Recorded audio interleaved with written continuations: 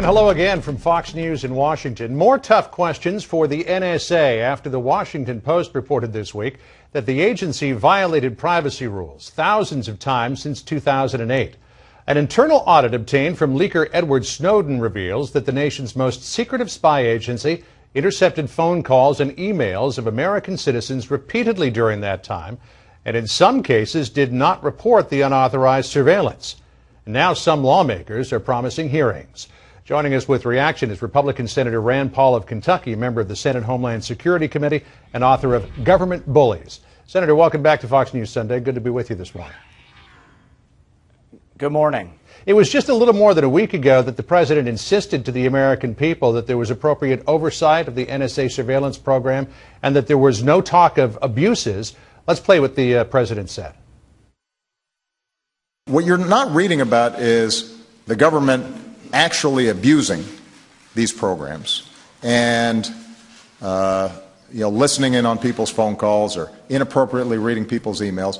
What you're hearing about is the prospect that these could be abused. Senator Paul, what do you make of that statement now that this new information has come to light? You know, I think the president fundamentally misunderstands the constitutional separation of powers, because the checks and balances are supposed to come from independent branches of government. So he thinks that if he gets some lawyers together from the NSA and they do a PowerPoint presentation and tell him everything's okay, that the NSA can police themselves. But one of the fundamental things that our founders put in place was they wanted to separate police power from the judiciary power. So they didn't want police to write warrants, and the NSA are a type of police. They wanted the judiciary, an independent, open judiciary, responsive to the people with open debate in public. So I think the constitutionality of these programs need to be questioned, and there needs to be a Supreme Court decision that looks at whether or not what they're doing is constitutional or not. One of the most striking revelations of this disclosure is that the Foreign Intelligence Surveillance Court does not have jurisdiction to pursue investigations into compliance. Does that need to change? Well, there's a couple of problems. One, they may not have jurisdiction, but two, they're only hearing one side of this. So if you were to go sit down in a room and the NSA tells you why they're doing all these things correctly, you have no means of challenging that. You have no means of alternative information. And without this Snowden leak, in fact, we wouldn't even know of this internal audit. Without the Snowden leak, we wouldn't have known that James Clapper lied to us, lied to the Senate, and said, that we were not collecting any data on Americans. And it turns out, yes, they're collecting billions of pieces of data on American cell phones every day. Now, according to this audit, a lot of these violations were apparently unintentional, but the NSA chose not to report some of these violations, as it has a responsibility to. Does that need to change? Well, see, they chose not to report the program, period. They said they weren't looking at any American data or any phone calls, and it turns out they're looking at billions of phone calls every day. So I think the whole program needs to be reviewed, but it can't be an internal audit. There's sort of a similarity between this scandal and all the other scandals. The president thinks the IRS can police themselves as well, and that they'll do an internal audit. He thought the State Department could do an internal audit also. But the thing is nobody ever was fired in the State Department. No one's been fired in the IRS. The Director of National Intelligence lied to the Senate, and I think greatly damaged the credibility of our American intelligence community, and nothing has happened. There are no repercussions other than he says, well, we had a PowerPoint presentation. We had some lawyers come together who work for the NSA. The only way to find justice is you have to hear both sides. So there really needs to be a discussion from people who are a little bit more skeptical of the NSA in an open court, I think, before the Supreme Court on this program. So when Congress comes back to Capitol Hill in a couple of weeks, do you believe there needs to be congressional hearings into all of this? Yes, and I think legislation could help. The hard part is that we only hear one side also. Mm-hmm. The NSA comes and they tell us our side and tell us their side, tell us how they've foiled all these plots. But it turns out when there is a discussion back and forth, we really discover that they did not uniquely use this American surveillance program to get anyone. I think they got most of the terrorists or stopped most of the terrorists, if not all of the plots. by good old-fashioned police work and getting warrants and getting wiretaps on people who they were suspicious of, whom they ask a judge about. And I'm not against that. I'm all for surveillance of spies. I'm just not for this gross bulk gathering of data on all Americans. In fact, you are one of the most strident critics of the current NSA surveillance program, but with congressional hearings, with more congressional oversight into that program, with more duty to report compliance and other aspects of it, would you be comfortable enough with it to let it go ahead? You know, I think it would be better with more oversight, but there's some things that they're doing that I fundamentally think are unconstitutional. Our founding fathers, when they wrote the Fourth Amendment, they said a single warrant goes towards a specific individual and what you want to look for. And you ask a judge and you say, John Smith, we think is doing this.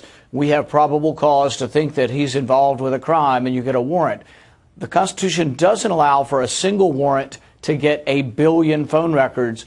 You know, they have a warrant that says we want all of Verizon's phone calls, all of AT&T's phone calls, all of et cetera, et cetera. They basically, I believe, probably are looking at all the cell phone calls in America every day.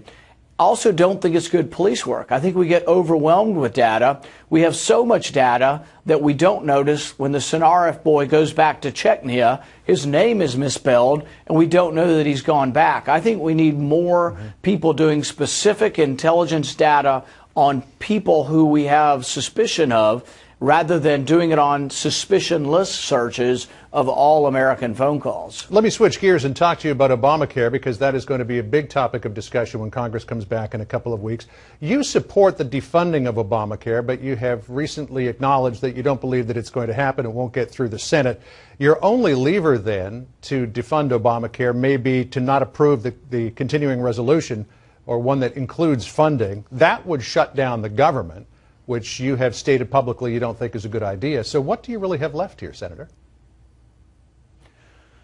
Well, I don't think shutting down the government is a good idea, but I do think that we were elected, conservatives were elected, to try to stop this overreach, this government takeover of health care. It's not going to be good for the American public. I think insurance premiums will rise. I think the people they want to help, precisely the working class and the poor who don't have insurance, I think still won't have insurance, and they're going to have a penalty. So what I would say is, people want us to stand up and fight. I'm willing to stand up and fight. We should use the leverage of controlling 1/3 of the government.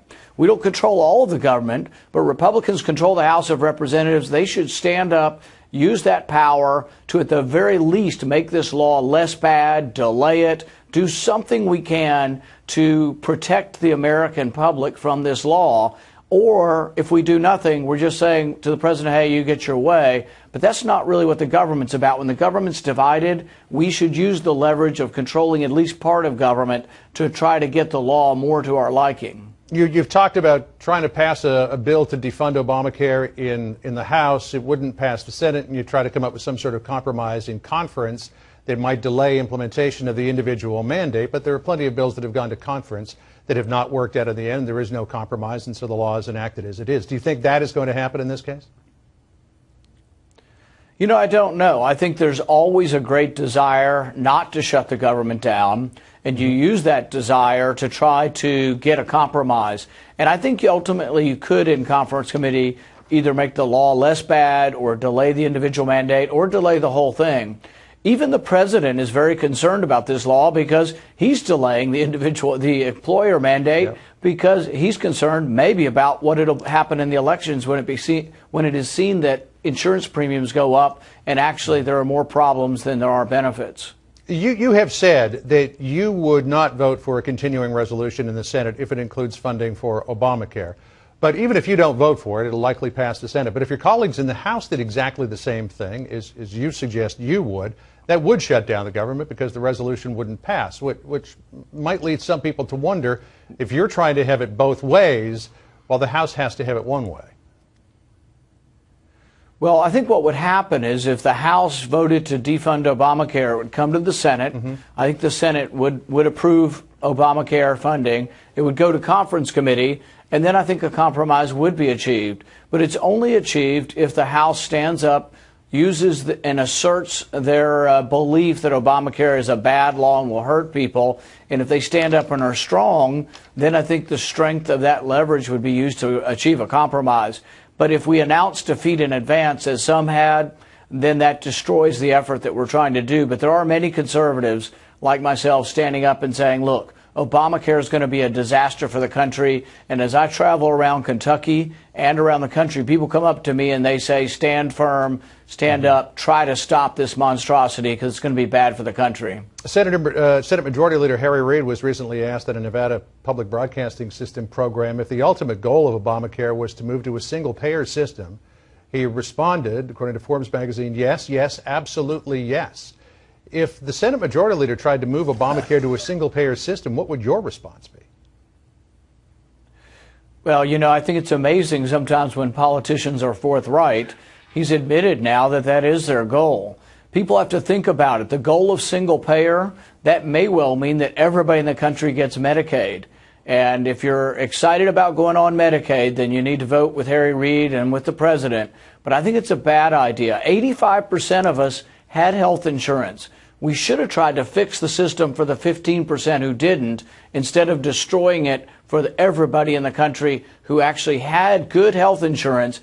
Our main concern was the price rising. The president did nothing about prices rising. He's actually made insurance more expensive because of his mandates and making the insurance cover more items. On Egypt, Senator Paul, you issued a statement the other day after the carnage of Wednesday, calling on the president to end foreign assistance to Egypt. But that relationship does a number of things. It ensures compliance with the Camp David Accords. It allows American military overflights without prior notification.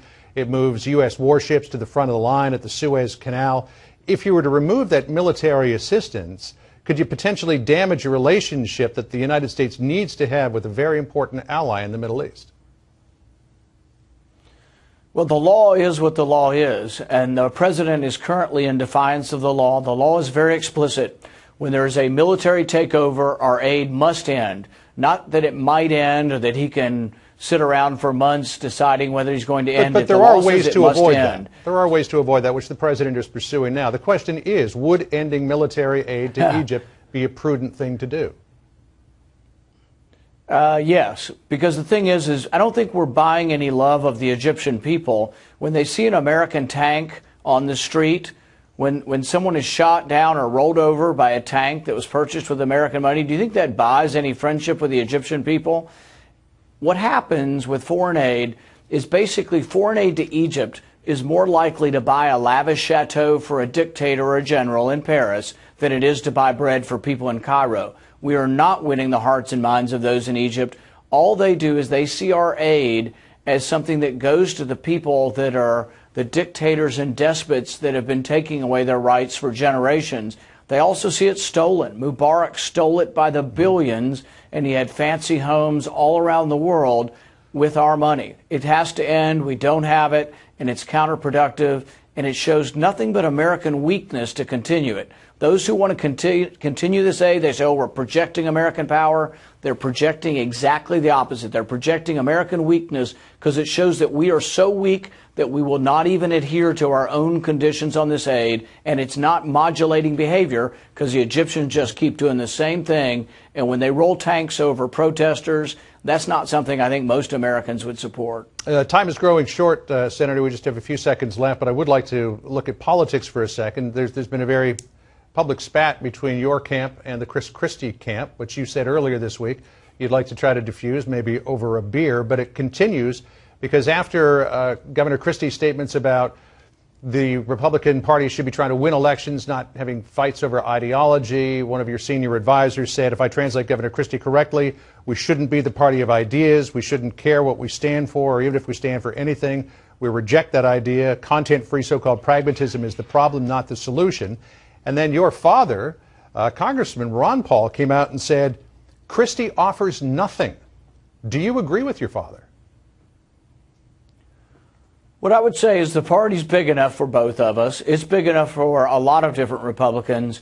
And in fact, we don't need to. This all started with him saying, oh, we don't have room for libertarian Republicans. The thing is that's how we grow our party. Libertarian Republicans like myself care about the right to privacy. We care about a more moderate and less aggressive foreign policy.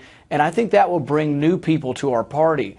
Look, the party in the Northeast is shrinking almost down to nothing.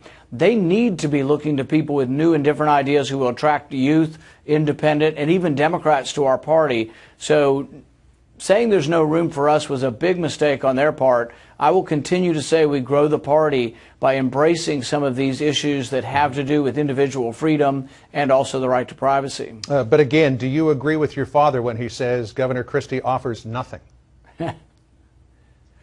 What I would say is that there's room for people who believe in bigger government in our party. And I think that, some of the things that he seems to have promoted make us believe that, well, he thinks that there's a lot more spending that could go on.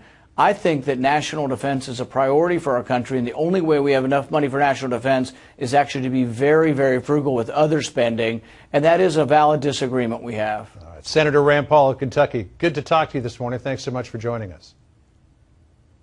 Thank you.